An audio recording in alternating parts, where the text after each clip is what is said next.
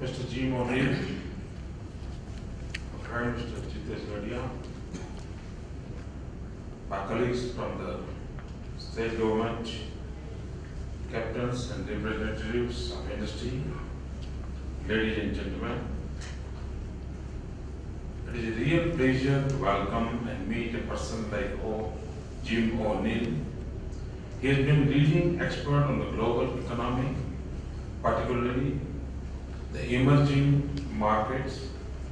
He is also well known as a currency guru. I welcome you, Jim, to India and to Gujarat. I hope that today's interaction will enrich my team and me. I am sure that we will leave the session with never insights on the global and Indian economy. Friends, in 2003, Goldman Sachs, led by Jim, had predicted that the BRIC countries would overtake the G6 countries by 2050. The world was taken aback. We in India were pleasantly surprised. In the following decade, the BRIC countries behaved to a great extent as predicted, particularly China. We were hoping that India too would grow at a similar rapid pace. Unfortunately, however, we have not been able to achieve our full potential. Not only that, the last decade has been stuck in uncertain and uneven growth. This is further compounded by policy paralysis and misgovernance. We have lost a historic opportunity in the process. I read Jim's 2008 paper, 10 Things for India to Achieve its 2050 Potential with Keen Interest. I am quite convinced about what he is saying. You will notice that many of the domains he talks about do not fall within jurisdiction of a state government in the federal structure of India. Yet, you will find considerable similarity in our approaches to growth and development. In fact, many of the ideas which Gujarat has followed and Jim professes as well are very commonsensical. They are the basic for the development of a developing region like India or its constituents. Many of you may recollect that we started our journey with strengthening governance. It was bad time in 2001 as we were hit by devastating earthquake. Amongst our initial steps were setting up mechanism for interdepartmental sharing and coordination, e-governance, system re-engineering and rigorous monitoring were other areas of focus. Transparency, openness and people's participation were also initiated upon right from the beginning.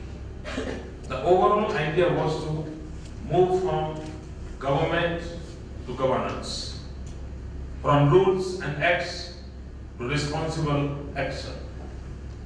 I am now happy to say that these seeds that we sowed have grown into towering trees. Our innovations in the social sector and progress on HDI parameters have been appreciated far and wide. Many of our initiatives have been recognized at national and international levels. This includes awards from World Bank, CAPM, and the United Nations. Another paradigm shift was weaving the entire development model around a well-thought thought out strategy. In the initial 1 month itself, we had laid our strategy of Panchamrut 5 nectars. This comprise of the domains of energy, water, knowledge, human resource, and security. Since then, we have been working aggressively to develop these sectors and domains on a fast-track basis. We have just completed our annual school enrollment drive, which we started 10 years back. This has had a tremendous positive impact on basic education, particularly the girl child education, starting with our focus on strengthening the primary and secondary education. We moved on to creation of new age academic institutions and universities. Jim, when we started our journey in 2001, we had only 11 universities. Now we have 47 universities. And there are few universities like Forensic Science University. We are only university in the world. So we have taken a lot of initiatives in universities. The result is that today there is a 6-fold increase in the intake capacity of technical institutions and 4-fold increase in the number of universities. Not only the numbers, but in terms of quality as well. We have tried to engage with the global best. Earlier this year itself, 120 international and 52 national universities had come together to give a brighter shape to our higher education system. A decade before, the financial situation of Gujarat was weak. This was further compounded by crumbling of livelihood and infrastructure due to successive droughts and earthquakes. Our public sector units were running in losses. The state finances were running into severe fiscal deficits. Starting with tightening on the expenditure front, we improved the management of the public sector undertaking substantially. We also enacted the Fiscal Responsibility Act and adopted various means of reducing non-developmental expenditure. Thereby, we were able to allocate more money on the development front. The result is that we are in surplus now. Most of the PSUs have turned around and have enhanced their market cap. Another beauty of this exercise is that it is achieved without levying new taxes or enhancing them. Another front on which Gujarat stands out clearly is in establishing global linkage in trade and investment matters. In fact, Gujarat today is among the most preferred FDI destination in India. Not only that, we have developed long-term relationships with a large number of countries and their industries. Our biennial Global Investor Summit has become a platform for global tie-ups.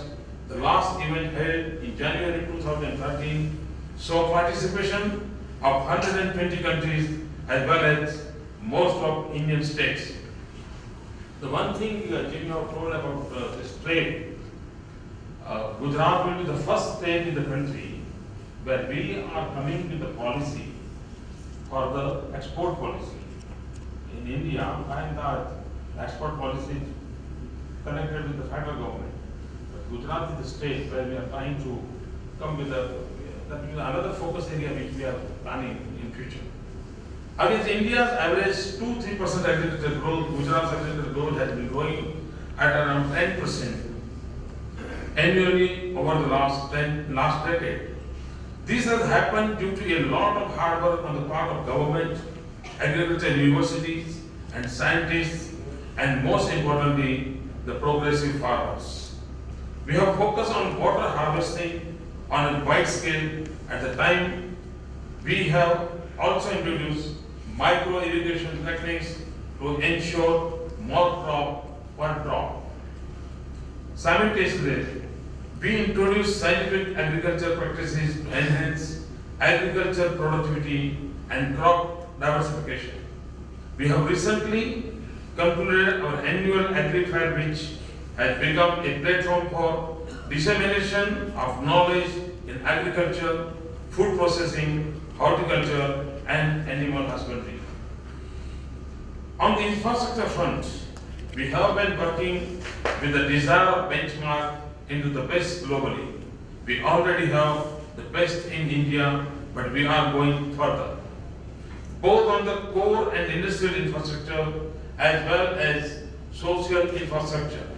We have evolved PPP models and practices which are considered to be the best in India.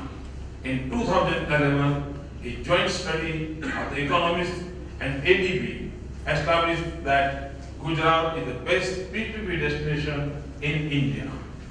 We are further making a huge shift in our approach by establishing large site investment regions. We are planning to promote them as global hubs of economic activity. Ensuring environmental safety and quality has been my preeminent desire. We have been insisting to do things in a way what we consume lesser natural resources and still become more productive. We are the biggest earners of carbon credits in India. Gujarat is the first state in India where we have a separate climate change department. Going further, Gujarat has emerged as a global hub of solar energy in addition to its sizable share in wind energy. We have established Asia's biggest solar park with a capacity of 600 megawatts. We are also keen on developing eco-friendly practice and systems, particularly in our urban industrial locations. We are working with the motto of Gujarat's growth for India's growth. We know that India cannot develop unless states develop. We also know that there is a lot to be done by us in the states, particularly if India has achieved its full potential. We can definitely do better if the national policies are aligned towards a greater vision of a developed India.